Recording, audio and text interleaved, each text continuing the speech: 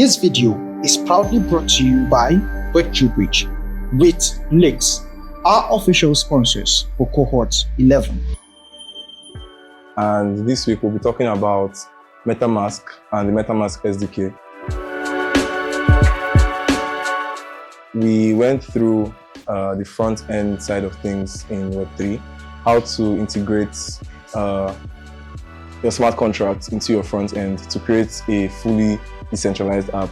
And one of the ways, or a crucial point of doing that, is to connect your wallet to your app so that your users can interact with the blockchain, right?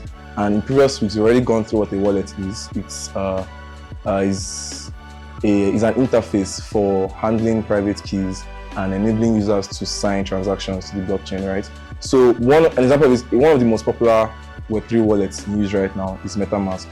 And MetaMask adheres to certain Ethereum improvement proposals, that's EIPs, that ensure that any user can communicate with your smart contract backend.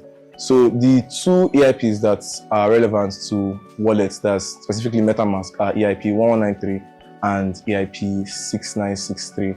So 1193 is an older EIP. Using that method, MetaMask and wallets in general have to inject their details into the DApp using a window.ethereum object, right? And then you, as a developer, you can now listen to certain events from your DApp, including when accounts change, as when a user changes accounts in the MetaMask wallet, change, when a user changes a specific network that the DApp is on, and then disconnect and connect, which are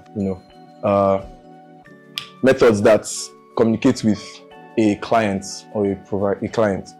And then 6963 is an upgrade to that, whereby you don't need to use the window.ethereum object, but the MetaMask wallet itself announces that it is present in the browser, and then your DApp will also dispatch an event to request the MetaMask provider. This provider is like a JavaScript object that contains certain details about the wallet, including the info, the UID, a special string, and the icon, that's the logo.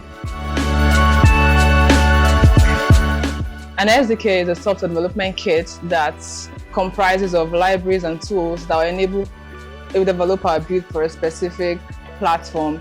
In this case, we are referring to the MetaMask's SDK.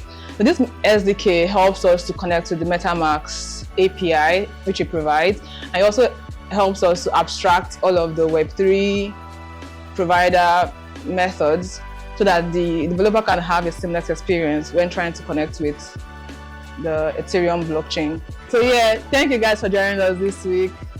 Follow, like, and subscribe for more content like this.